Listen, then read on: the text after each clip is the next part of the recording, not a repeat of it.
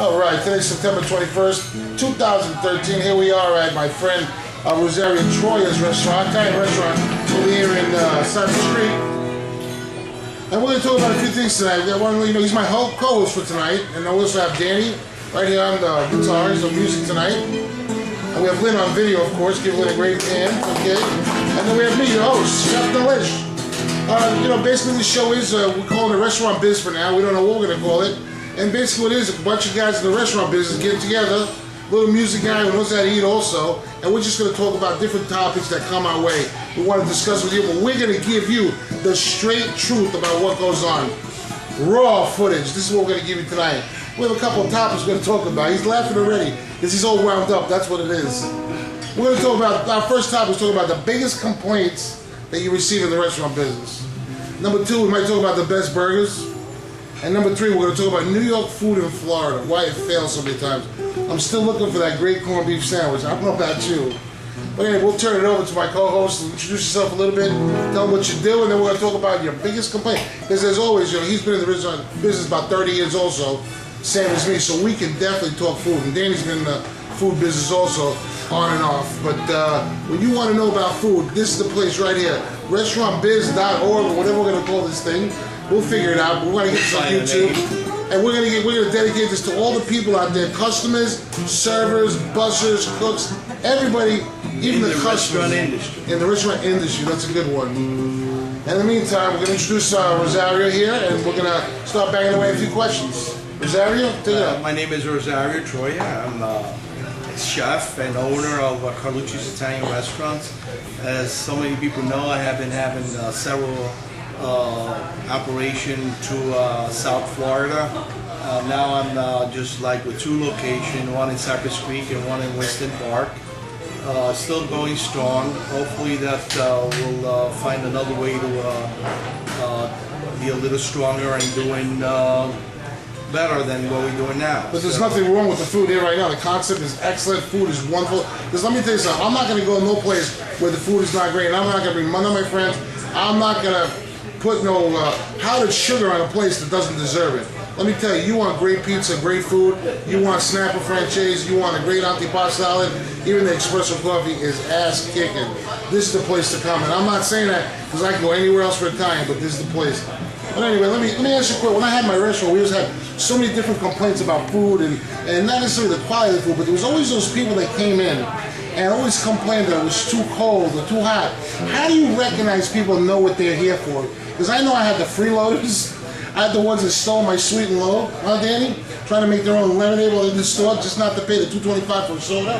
All right? Then we had the ones that took the lemon off the fish, made the lemonade at the table. We had the ones that always wanted that extra garlic rolls at dessert.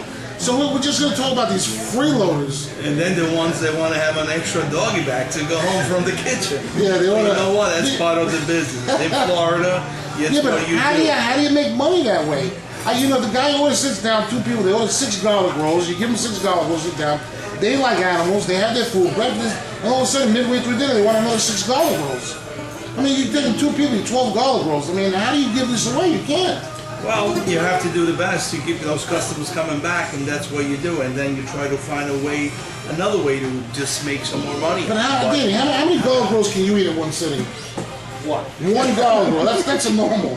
I could probably get for 3, on a good night. It all depends if you're Italian. Like me, I like bread, and I want my 6 rolls and maybe a little more. If I don't have bread, I can't. Galvun in Italian. That's the way it goes. You have to have your bread with all your Italian food. So, going back to where the customers are a little abusive when they come in, you have to just recognize which customers are going to be your good customers and your bad customers. Let's talk about that. What's a good customer and what's a bad customer?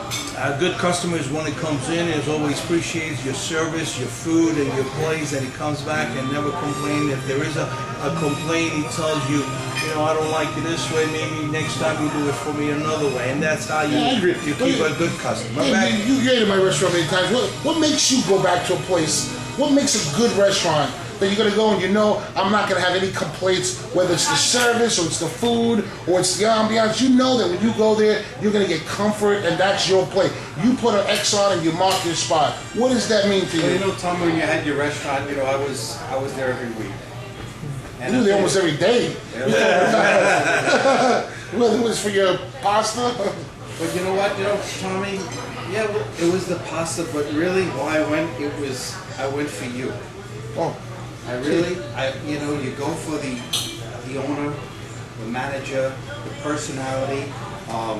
That's what you go for. A customer has the ability to go to any one of hundreds of restaurants in South Thousands. yeah, but that's great. I love you like a brother. You've been with me a long time, and it's great people know. But let's talk about the food aspect. Let's talk about, we know that people follow people. You felt great, we're friends. But let's say you didn't go to Tommy's place. Let's say you came to Rosario's place tonight. You didn't know it from a hole in the wall. What would you be looking for? What are the complaints? What do you think would happen when you walked in the door? Like, we can automatically spot, right? We know the cheap one's coming in. We know the guy's going to steal the sugar today. This guy's going to complain about the air conditioner. And you would say, this is a restaurant? From the time they come in, they're already complaining, looking for something for free. So what makes you go to a place and say, I want 0 complaints? Well, the food has to be good. Food, we'll talk about food number one, right? Unless, like you were a friend of mine and I went because I felt very comfortable there. If I don't know the management, I don't know the owner, it comes down, the food has to be good. And, for me, I didn't care about price, give or take a few dollars as long as the quality of the food was good. So we're saying that people will pay an extra couple dollars for great food. Great food. And that's what we say. But us as chefs, do you find it difficult to go out? Do you find complaints, like people come home to us and complain a lot? Do you have that mentality that you've raised the bar, you know what good food is? Like, I have a problem going out. When I go for chicken wings, I already know the best place I'm going for chicken wings. And when I go someplace else, I know I have this fear of ordering them because it's not going to be as good as the first place I already know. Talking about going out and eating as a chef or knowing food, going out and eating at another place, that's a whole total. So do you complain like other people complain No, I at your don't place? complain. I just You pay the do bill complain. and I Don't don't you complain. complain. I You am complain. a guy that You're if worse it's than me. really worst. I mean, Come on, tell me you go out, you don't complain, you find everything right. You don't sit there and go, oh, this salad is lettuce out of a bag. Oh, this thing is pre-made. This thing was cooked yesterday. These peppers are a little sour. This cheese is from ground. You do the same thing I do.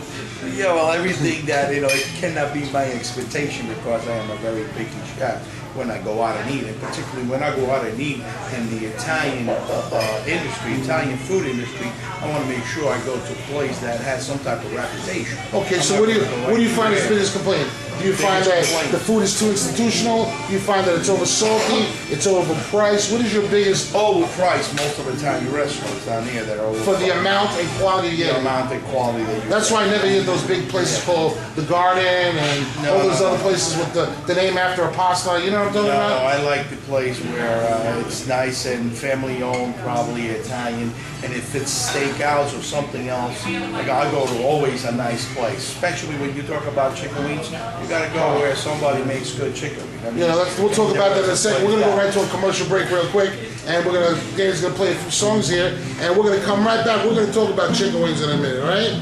We're back.